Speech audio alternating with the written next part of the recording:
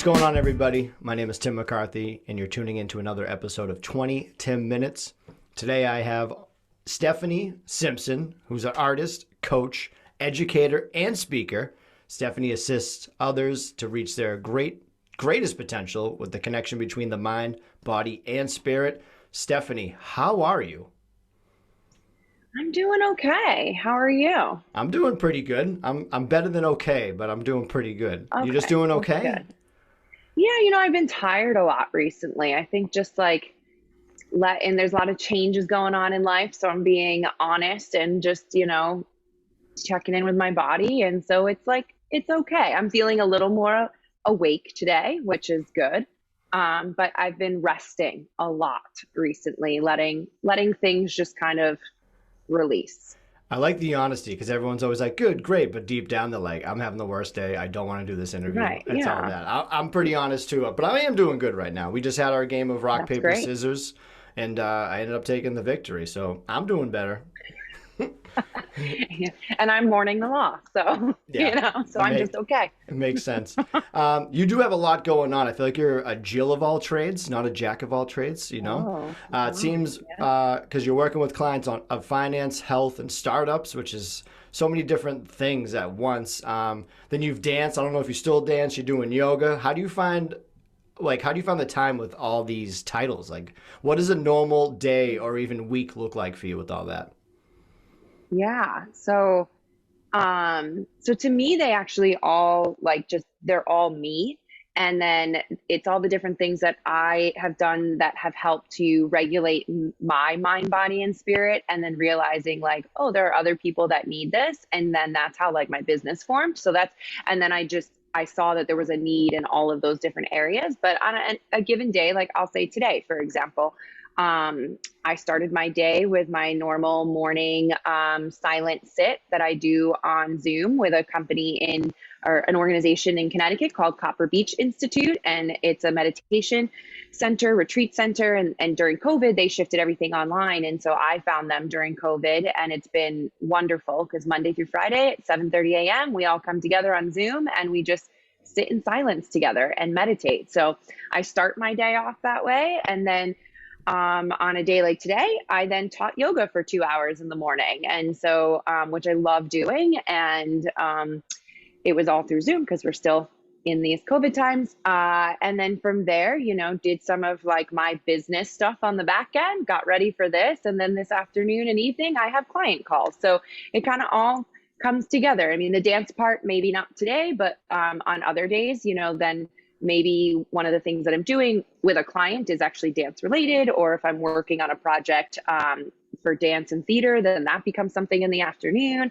I used to teach dance full time, so that was a big part of my life. Now I've stepped back from teaching full time and actually getting back to my creative dance practice. So going and taking classes again, which was both terrifying and exciting. So that's kind of how they all come together. You're not a napper, are you? You don't take a lot of naps, do you? Oh, no, I do. I actually do. And when I say I've been resting a lot, the last month, I could not make it through the day without taking at least a 30 to 45-minute nap. And I just make sure to time them out. And I am good in the sense that I could take like a 20, 25-minute nap and then get up and feel much better. So I do nap sometimes. I'm a big napper. I love a good power nap. I'm like a house cat where I take a quick nap and then I could bomb around and I take another one. It's the only way I survive. It's brutal. Now explain your business a little bit. Do you have a name behind it or just you? Like you're the business? It's me, which is another interesting question because I've thought about do I change it? Do I not? But it's Stephanie Simpson Coaching. It may shift at some point to Stephanie Simpson Consulting as I continue to finesse the different services and offerings I have. But it's my name, which right now feels like the most authentic because it is me taking all of my knowledge and expertise and the work that I have done and then giving it to others in various forms. So whether that's one-to-one with a client, whether that's one-to-one with business like leaders, CEOs, managers, whether that's with groups and teams. I love working with like departments and trying to get them all to work cohesively together. And sometimes it looks like me coming in and just doing workshops and speaking. Sometimes it's coaching. Sometimes it's speaking. It's all over the place, and getting more into writing and things like that as well.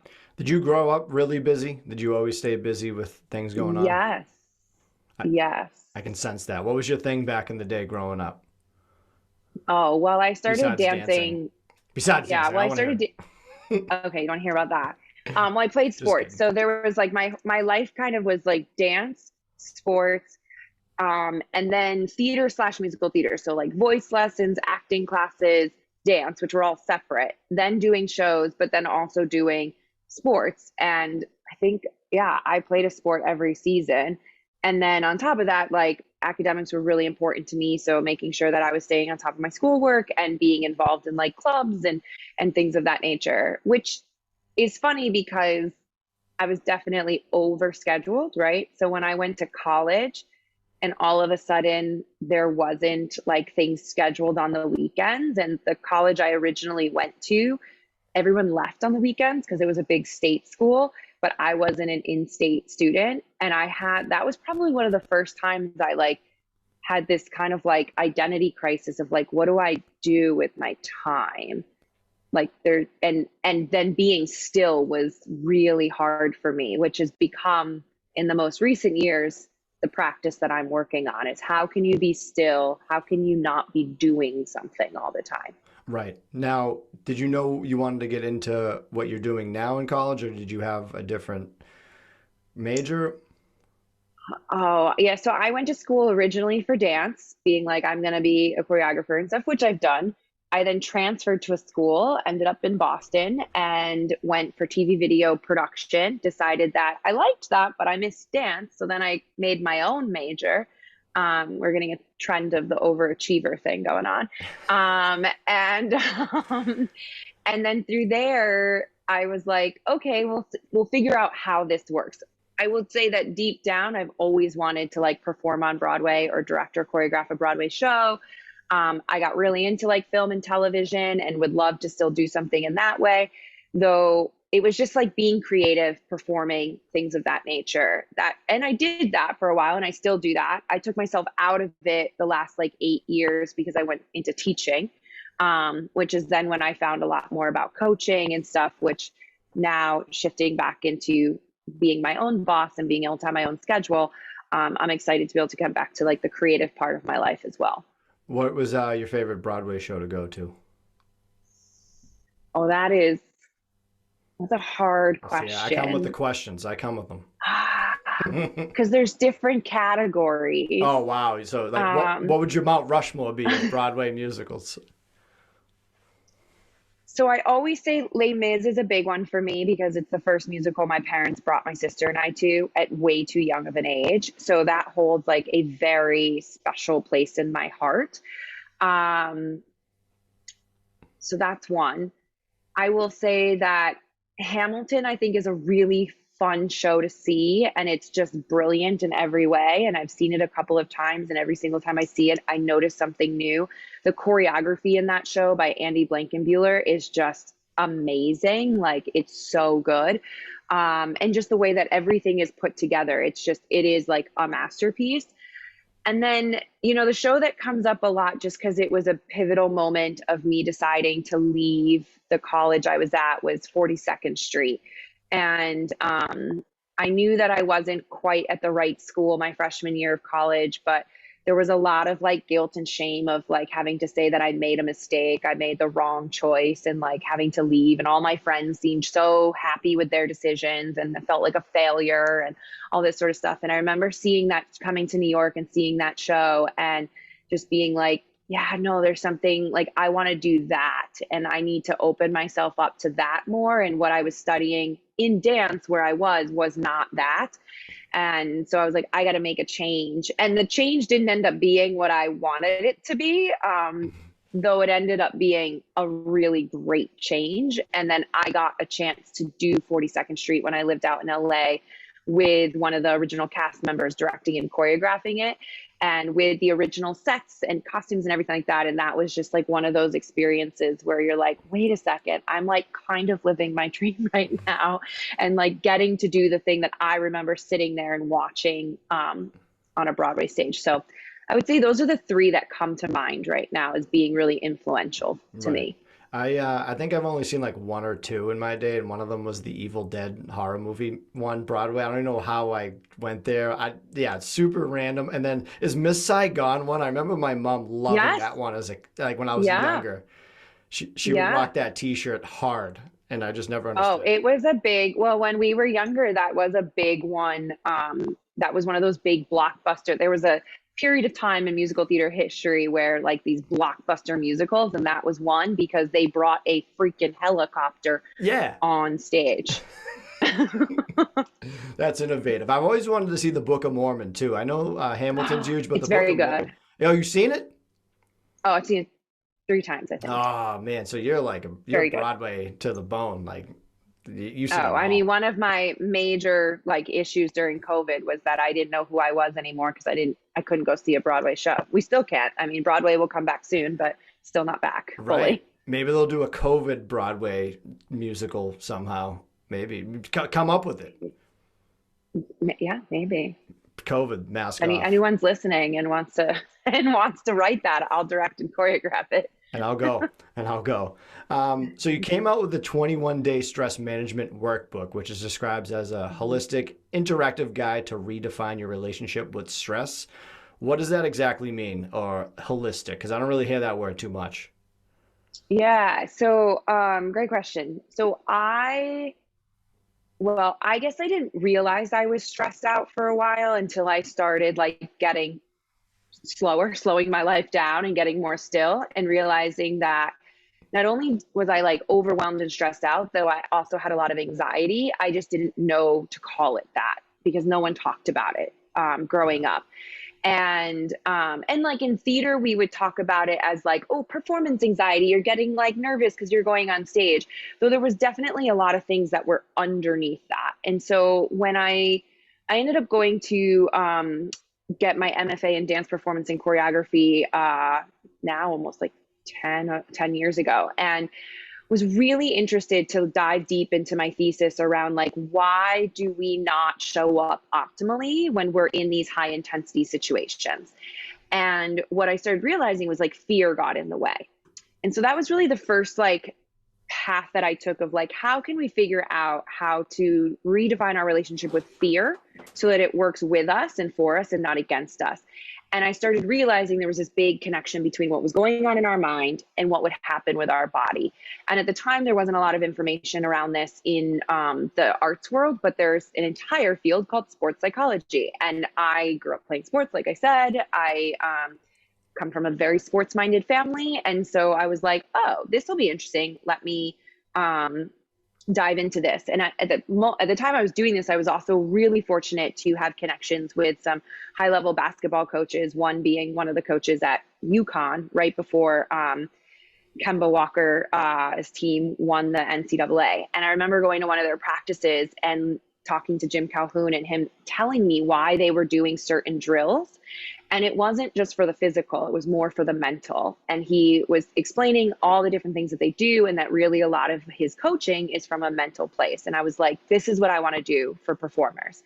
So I did this whole thesis on the mind body connection. How can we coach performers in a one-to-one setting and a group setting for them to be able to perform, whether it's in a dance piece or a musical or anything like that? Cut to many years later, I started getting deeper into my own spiritual practice, getting deeper into yoga and meditation, understanding energy and energy systems and all of that, and started realizing, oh, it's not just mind body, it's mind body spirit. And that really, when we take a holistic perspective from things, we're seeing it from all those perspectives, not just the mind, not just the body, not just the spirit, but everything. And as I continued my work, I started realizing, oh, it's not just me that feels overwhelmed and stressed out. Like literally the world is. And Yeah. all I kept hearing from colleagues and students and friends was, oh, I'm just so stressed out. I'm so stressed out. And I kept thinking to myself, like, are we actually stressed out or are we just saying that? And why aren't we doing anything about it? It was almost like it was a badge of honor. Like, well, and then people would do that like tit for tat thing. Well, I've got this. Well, I've got that. Well, I've got, and I was like, well, that's not helping anyone. Yeah, Like this isn't doing anything. And how can we break this cycle? And so I ended up going back to grad school again. This of time course. studying clinical, of course, this time studying clinical psychology with an emphasis in spirituality, mind, body, which was really important to me that a program already recognized that this is a thing. And it was one of my dream schools. So it was like the universe just like came together. And when I was there, I also did a lot of work in their organizational psych program and their adult learning and leadership program. And this was all at Columbia University Teachers College. And I started talking to people in like HR and all of that were there for org psych and realizing, oh, this is still an issue. So how can we create better work environments? How can we have people feel better about themselves? And I was like, oh, maybe stress is the way in. And so I really looked at stress, and my thesis ended up being this workbook. And I wanted to be able to provide people with a myriad of tools, because what I found for myself was like, yeah, today meditating might have really helped me. But tomorrow, maybe my brain doesn't want to sit down and like do that. So maybe I need to like do something physical. Maybe I need to go on a walk, or maybe like I need to actually sit down with my thoughts and have tools that will help me to like parcel out which ones are real and which ones aren't, right? And like maybe I just need to breathe.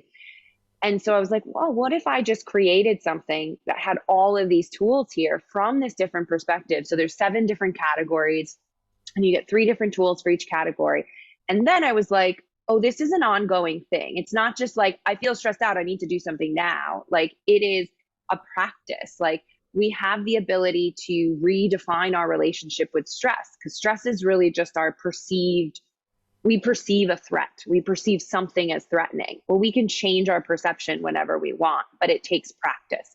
So I was like, well, this needs to be something that people can do on a daily basis, and they need to be able to do it both in and out of the workplace. Like, I did so many like client interviews and stuff, and people were like, well, yeah, like sometimes I can go to yoga during lunch, but like I can't do that every day. And I'm like, of course you can. Yeah. And also, I hope you're eating. So every tool in the book is also anywhere from 1 to 10 minutes, so that it doesn't take up 45 minutes of your day, and things that you can practice whenever throughout the day, multiple times. And by the end of the 21 days, my hope is that first and foremost, people understand that just taking the time for yourself for even 1 to 5 minutes is a huge shift and just an act of self-love and care. And now they have 21 different tools that they can like tap into whenever they need to. Now, I have a question. It might be difficult to ask this because I'm trying to get my words together for this. So I'm a very like scheduled person. I feel like you might be too because of how busy you are. So you were saying that Mhm. every day can kind of be different. Like you might need to rest your mind, your body. Now, say that person wanted to do yoga that day and wanted to set aside 10 minutes, but the next day it wasn't. Like how do you adapt to how you're feeling that day with the books with the 21 odd day stress Yeah, management? great. So You know what that's a I great mean, question right? because yep, yeah, Okay. because I think that's a good clarity is that like I've laid out a structure, but it doesn't need to stay that structure, Okay. right? Like at the beginning of the book, it gives you like a calendar of just like day 1, day 2, day like that sort of thing. But you could jump around if you wanted to, right? Gotcha. And I actually teach just stress management at one of the city universities here in New York, and it's one of their assignments in the class. And it's so funny because they have to write a reflection afterwards, and many of the students are like, "Oh my God, a 3-week assignment, and then this, and then that."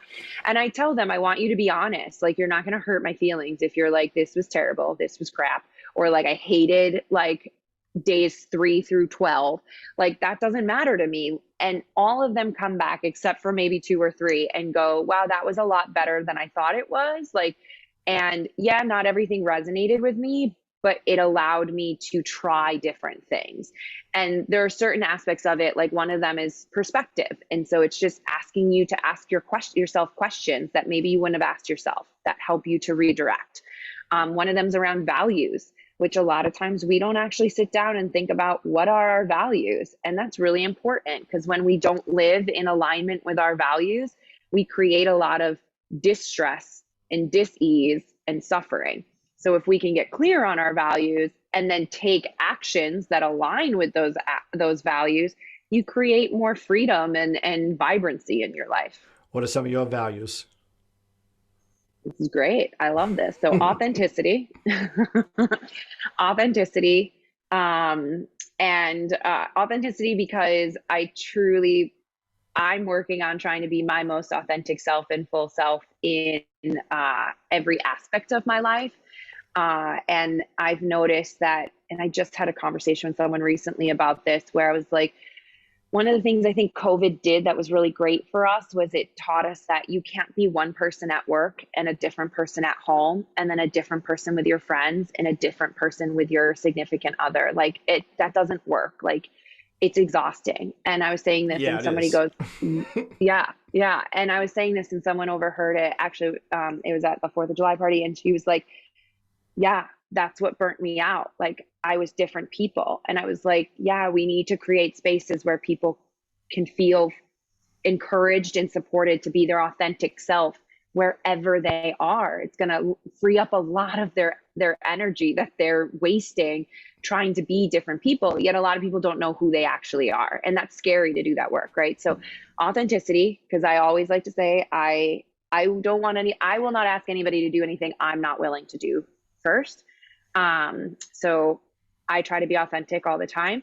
And then the other like two, I would say one of them is creativity. I'm always trying to tap into my own creativity. I think creativity looks different to everybody, but we are all creative people. And a lot of us have lost that. So whether it's, me having a solo dance party in my apartment, whether it's going to a show, whether it's reading and getting excited to write something of my own, whether it's painting, and I don't consider myself a good painter, but I have fun doing it. And then the last one I would say is like one of my values would be like spirituality and being honest with, again, the authenticity comes in, but being honest with myself, having this connection to a greater power, which I think also is connection with other people, like, and really creating those deep, authentic relationships with people in my life. I had troubles thinking I was creative, and someone was like, "Hey, you do a podcast that's creative." I'm like, "Oh yeah, shit." Yes. Yeah. Well, you know what comes up with a lot of my business clients, a lot of male business clients are like, I'm not creative. And I was like, let me see the spreadsheet you just put together. Right.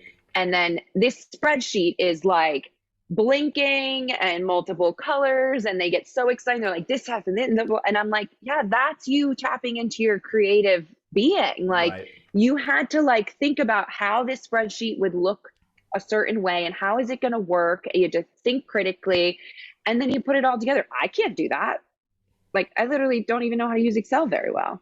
Who does? Honestly, who does? If you know how to, I mean, I've seen some beautiful Excel sheets from clients where I'm like, this is a masterpiece. yeah, they're on the same line as a magician. I'm always like, oh, good Yeah. job, that's great.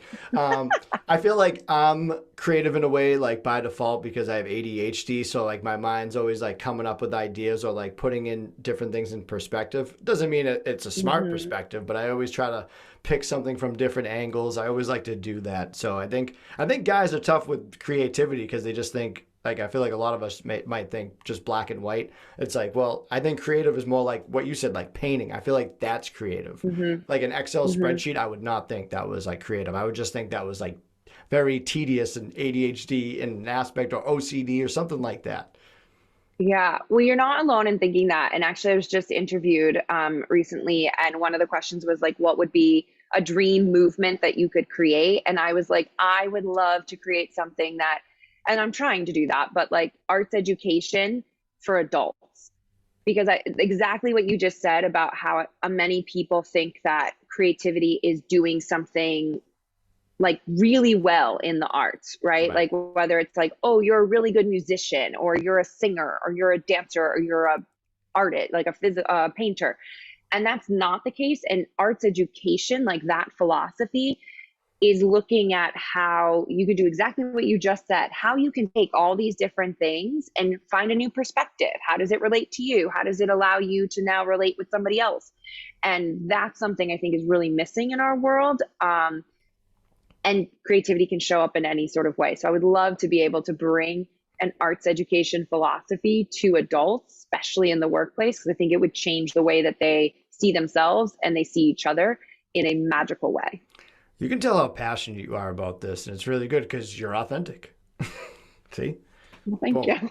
Now, Thank you. okay, so like you come out with this book, but how do you deal with stress? Do you get stressed out? Like, do you turn to something? Like, I know Oh, yeah. you have all these different methods of yourself with like yoga, Hmm. dance, all that. I feel like also too, I feel like Hmm. people that are peaceful and spiritual, yoga is like where it's at. Like, that's the first thing I got into when I was like trying to get in shape. And it is like relaxing. Hmm. Stretching's great. As a short guy, I feel like I'm getting taller when I stretch sometimes.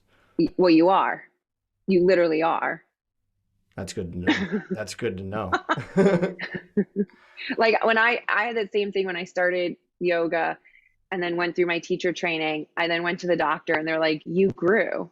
And I was like, "It's the yoga." And it is, because what you're doing is you're learning how to lengthen your spine, and then you're learning how to take the supporting muscles and actually hold your spine where it's supposed to be, which also allows for you to have less pain in your body because you're actually stacking things correctly and using the correct muscles. And yoga is all also about like, where is the strength and where's the flexibility, right? Where's the stability? Where's the mobility? And so finding your core to be that strength, understanding how the core and the pelvic floor, which we never talk about a lot in real life, but in yoga, hopefully they are, how that holds you to then allow for all the other parts of your body to be more free and stacking things correctly. And so a lot of people don't sit or stand, correctly. And so then that creates bad patterns in their Yeah. body. And it's hard to break those. And then also you're overusing certain muscles. And when you're overusing muscles, that also causes pain, right? And the stretching, going back to stress, part of one of the ways to release the stress cycle in your body is to move your body and to stretch, because it physiologically allows for the stress cycle to finally leave and the catabolic hormones to leave your body. When you don't do that and they stay in your body, like cortisol, adrenaline, then it's continuously tearing down your systems. And so then it leads to you getting sick or an illness or things like that.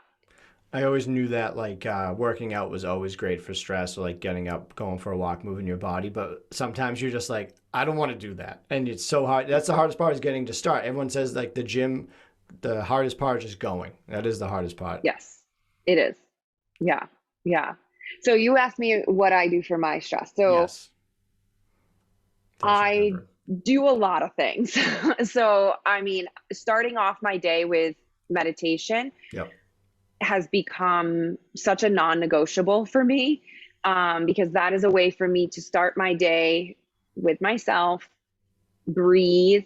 Now, some days my mind is going everywhere, right? And so if that's happening, I just try to consistently come back to my breath.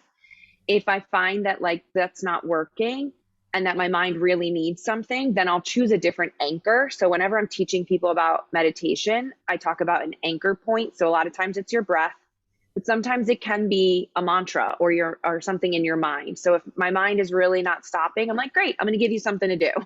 And I will take a mantra that I've been using or working with or something I want to like manifest or put out in the world. And I'll just repeat that mantra over and over again. Because now I've given my brain something to do other than worry about what happened in the past and like ruminating over, I shouldn't have said that, or why did I do that? Or freaking out about the future and being like, oh my God, what's going to happen here? And what is going to, right? That doesn't help. And that's usually where my mind is, either in the past or in the future. So if I can come back to the present moment, give my mind something to anchor on, and then like check in with my body and my breath, that's like how I like to start my day. Then I feel at least I've done it one thing for myself. And if all hell breaks loose after that, well, at least I started off well. Then from there, I've gotten better. I'm still not great at it. It's just like taking it one moment at a time. I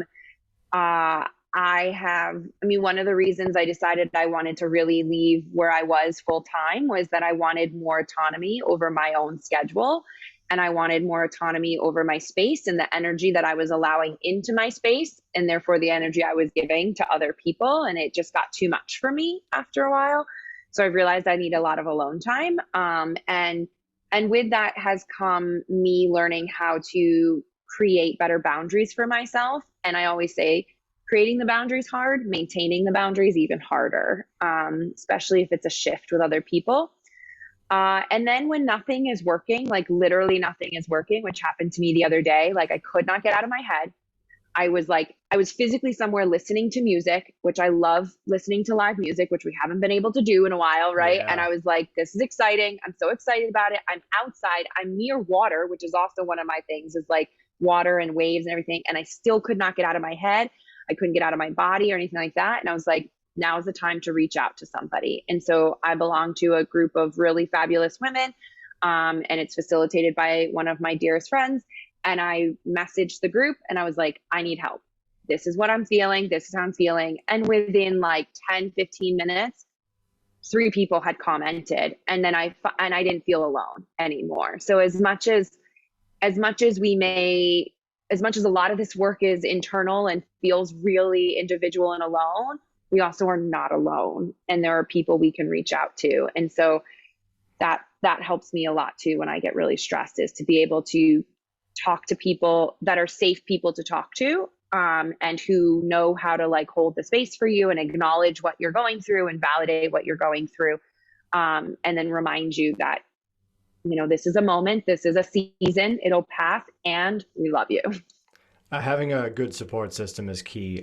Mental health and anything, it's perfect. It is kind of tough to get that because you have to put trust in other people. But yeah, I agree. The having a Mhm. support system is fantastic. Yeah. Um, Yes.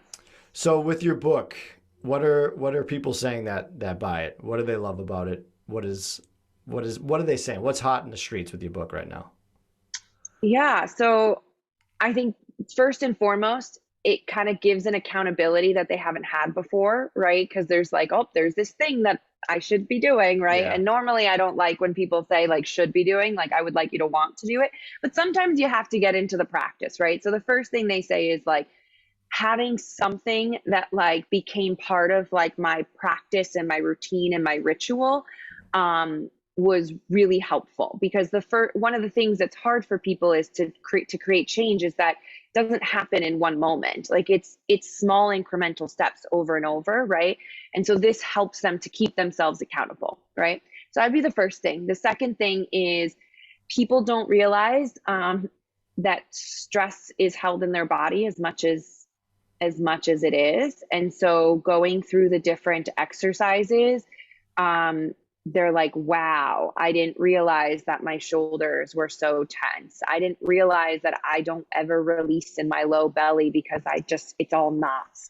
For other people, they'll say things like, I never thought I could meditate or anything like that. And so the breathing exercises really helped me. Fear holds a lot of people back from doing things that would be really helpful for them, Oh right? yeah. Like being afraid to ask somebody, like, well, how do you meditate? Or like, is it okay that when I try to meditate, like my brain is all over the place? Like, am I doing it wrong? Like, if people would ask that, they would realize, like, oh yeah, no, that's really normal. You are not alone. And then also like breathing, like, well, yeah, I breathe every day. Oh, I didn't realize there were ways in which I could intentionally breathe that are literally going to physically change the way I feel. Like, I don't think people realize that. And so this helps them to do that. And then people don't realize they're creative, that there's a whole section Yeah. on creativity. And people don't realize that. And they're like, actually, I forgot that I really love writing poetry. Great. Please do that. Like, we need more of that. So it reminds them of, a lot of who they actually are, right? Inside, and it gives them permission to do those things. And so, and it gives them permission to say, I didn't really like that one. I don't want to do that one. Yeah. And that's okay too. I always forget to breathe when I'm driving to like work. I'm like stressed out because of work. Then I'm just like, like you just forget, and like that is not good. Like when you No. do breathe, and I hate it too. It's like, hey, just like if I'm in a bad mood or stressed out, like just breathe, and you're like, no, and then you like walk away, like, yeah, I should be breathing right now. Like I get so stubborn about it, and it legit works. Yeah. Well, as bringing back to dance, for whatever reason, dancers do not breathe very well. Like, I would go through an entire like dance combination and be like, I did not breathe during that. I mean, I had to, I guess, at some point, but like I would be like so fatigued at the end. And I was like, what would happen if I just was breathing during this? It would probably be a lot easier. And it is. I think it's tough for me at first was like concentrating on my breathing for certain activities with sports and being like, wait, am I doing something right? Like trying to juggle it, and I would like try to be super hyper focused on one and kind of forget. But yeah, it does take practice with doing that. Mhm. With the 21-day stress management workbook, where can people find that? Yes, you can get it on my website, which is just www.stephanie, Stephanie dash Simpson, Simpson.com. And then if you go under where it says like work for me coaching, it'll say like all I do for coaching, and you can click on stress and anxiety, and the workbook comes up, it talks a little about it, and then there's a way to buy it just off the website. And then there's also ways for people to connect with me. I always start with like a free, I call them discovery calls. So if anyone's like interested in just learning more about what coaching would look like, or they have something that they're like, I don't know, like maybe coaching would help out with this or any of that, they can always book a 30-minute free discovery call with me, and we can connect more on that. Now you do one-on-one with clients, and what you do groups and teams? Yeah, so I do one-on-ones, both like in the workplace and out of the workplace. So I have clients who just find me who are like, I want to work on X, Y, and Z. And then I have clients who their company, contracts me out for one-to-one sessions. And then I also work with companies and businesses on, how they want to really create their environment to be a more sustainable, thriving environment, whether that's through leadership development trainings, and I do those, whether it's through group things. So I'm trained in something called the Energy Leadership Framework. And there's an assessment that goes along with that, which is super powerful because it shows you how you're currently using the different levels of energy on a good day, and then how you're using it when you're in your stress reaction. And so it's wonderful to see these charts like side by side and be like, oh, wow, I'm like really good in my level 5 and 6 when I'm like doing my day and I'm in a great place and the world is working with me. And then as soon as my stress reaction, holy crap, I go all the way down to 1 and 2. What is this about? Right. And you can do that with individuals and teams. So then we get like a team where we're like, wow, our team is resonating at level 2. No wonder everyone is stressed out and like we can't talk to each other and we're just fighting all the time. So I do programs with teams and groups where we start with the energy leadership index assessment. We do a huge debrief on that. And then from that, we create goals together. And then through coaching, really help them get to where they want to be as a team. And then I do wellness series. So whether that's like a lunch and learn for companies, whether it's me coming in and leading breath workshops or mindfulness workshops or yoga workshops or anything like that, and talking about how it really understanding ourselves from this holistic perspective empowers us to be our true self, which is being a leader in our life. And when we can be an effective leader in our own life, then we can be a better leader with other people. And so to me, there's a big correlation between understanding how you work with your own stress and how you work with yourself, and being an effective leader in the workplace, with your significant other, with your family, all of that. You just like you know what you're doing. Like you're good at what you do and you know what you're doing. Now this might be a dumb question. You're not just in one general location. Like you would travel to certain businesses or just strictly on Zoom. So I do a bunch of things, right? So I'm based in New York City. So there's some clients I see in person if they're in New York.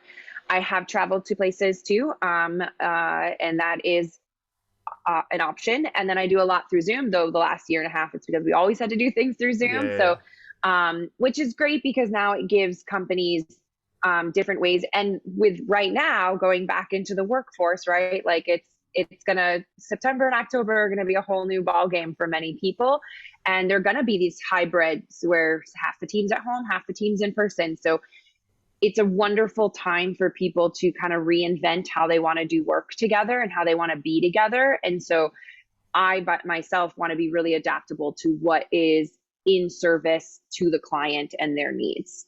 So with COVID, it's perfect time to hire you for one-on-ones, groups, everything. Just a chat, you know? Yeah. Yeah, that's right. That's right. Transitioning into a new world, as we're being told, and that can bring up a lot of stress. Yeah, oh, it 100% can. But I feel like the stress has subsided a little bit now that COVID has lifted with their rules, which is just great. But Yeah. Yeah. all right, let's wrap up a little bit. I usually ask this for all of my guests. I want to hear three things that you're grateful for. They can be out of the box. They can something that's going on. But what are three things that you're grateful for right now? Right now. Well, the first thing is I'm really grateful for my body. As I've gotten older and my body has changed and shifted, I just have such an appreciation for what it does for me on a daily basis, and has really just changed the way, like, what I put into my body, what I choose to do, like the amount of sleep I get, going back to like resting and sleeping. So very grateful for my body. This one, and it's just coming to me, so I feel like I need to say it.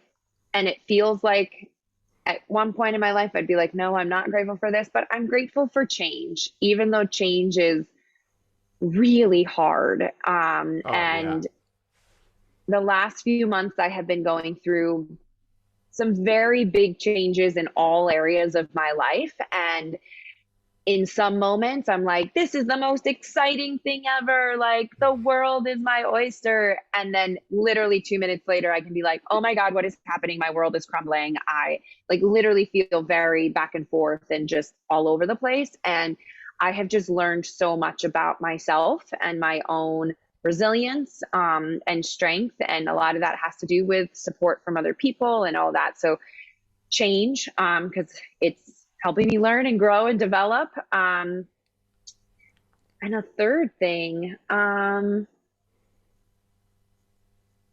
gosh, there's so many things. So the third thing, I have to say, like, my support systems, especially during this change, That's a good because one. whether it's friends or family or my therapist, or my coach, because coaches have coaches as well. You know, I wouldn't, you need those support systems to remind you when you're in kind of that dark hole that sometimes I can get into, that like they see your talents, they see your beauty, they see your magic and your gifts, and they can remind you of that. And sometimes it's hard to accept it, and be like, yeah, no, you're right. Though not hearing that would not be helpful either, you know? Mhm. So I'm very grateful for all of those spaces in my life that I do feel safe to be able to just fully be vulnerable and my true, complete, messy, authentic self. And then be like, and that's why you're amazing. And be like, oh, okay. That's good because you're so successful doing great things. People forget just because you see that they're just always happy and they're not, because we're all like in the same boat, just on the outside. You know what I mean? And like we are Hmm. vulnerable at times, but it can get tough, and you're like, I can't show it right now, depending on where you are, and you're just like, gotta take time for yourself sometime. You know that. But Stephanie, I'm gonna say something to you right now. I did not guess that those are going to be your three things for being grateful. I thought you were going to hit me with the mind, body, and spirit right there, the three things you were grateful for. So Well, I, I did say body. you I did. I did was say waiting. body. I was like, oh, here it comes. But hey, I know you're grateful for all three of those as well. Um, Yeah. and I know you're a big music fan, like you were saying earlier. So I asked this too. It's like, what would your theme song be if you were like coming out or like just walking down to like a boxing ring or a wrestling ring? Like, what would play for you? Can I say two different songs? Yeah, we'll Because do one. it def- We'll do one if you win, and then one that like you walk out to. So let's do that. okay, well, the first thing that came to mind, so I'll go with the first one, is Don't Stop Believing. I know it's kind of cheesy, but it really is A one of little my bit. like go-to. Yes, it's incredibly cheesy. However, it just, the associations I have with it remind me of just really great times. Also, like, well, it was put into a musical because they made a musical called Of Rock of Ages. course. So then there's a musical theater version. And like, it just reminds me to to never stop believing in whatever, right? Like I think so many people, one of the things is that we forget that we can still have dreams at any age and we can still believe in them. And so it is really cheesy, but I'm a very cheesy person and I'm okay with that. Sorry. So that would be one. And then actually, so the other one, and now I'm noticing one of your posters behind you is the main theme from Jurassic Park is my ringtone and is like such a big part of my life in such a weird way. And it Clever girl. it just like, I don't know, it just gives me so much like going to the gym. I used to like go on the like treadmill to it when I was training for the marathon. I would have that on and like, I don't know, there was something about it. I love John Williams as a composer. So, Of course you ran a marathon. Of course you ran a marathon. Why is that not surprising? Yeah, I ran two actually. If we're gonna brag a little. The New York City Marathon twice. Wow, that's impressive. You're very impressive. But yes, I agree with movie theme songs. They can just like hit you so well. And like, yeah, I feel like the trend with Broadway, I feel like that type of music, it coincides. But remember when Jurassic Park came out, like how good it was, like visually, like even today, it's good. Yeah. Yeah. I mean, I loved it. And then I think I saw the second one at a drive-in with my parents, which I love drive-in movies. And like, oh my God. Yeah. I was the girl, like so when everybody had like their princess and stuff, sleepover, what are the sleeping bags? I had a Land Before Time one because I just love dinosaurs. What's your favorite dinosaur? I mean, I do love the T-Rex. I really do. But then like, like you have, what was in Land Before Time? Wasn't Petrie a Land Before Time? Or am I getting that mixed up with Fern Gully? Because that's also wow. You're doing some deep cuts on some old school shows. I can't keep up right now with that. I remember the Land Before Time. There was like 9 of them. Yeah. I just remember them always being on. Yeah. So yeah, anything like so. Yeah, John Williams, specifically Jurassic Park. Though the ET theme also gets me. Yeah. That's a good one. Yeah, I love some good themes. I'm a Stegosaurus type of guy. I like that one. It's weird looking, but I like it.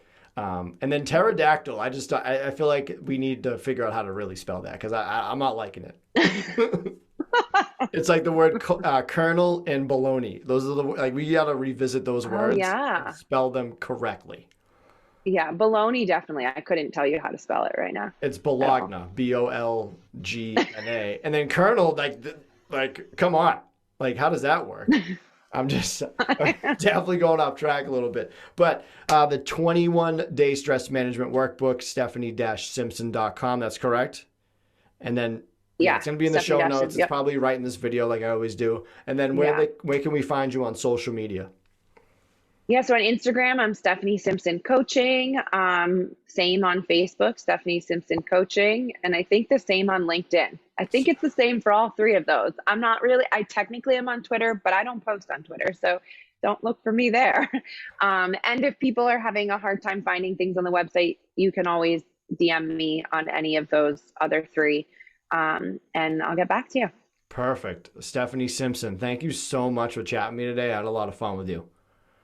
Thank you for having me. I love what you're doing. It's so important. And you're a great person to be doing it. So thank you. I appreciate it. Now we're going to go take our 20-minute power naps and go just kick today in the face. That's right. I love it. All right, Stephanie, have a great day. You too. Bye.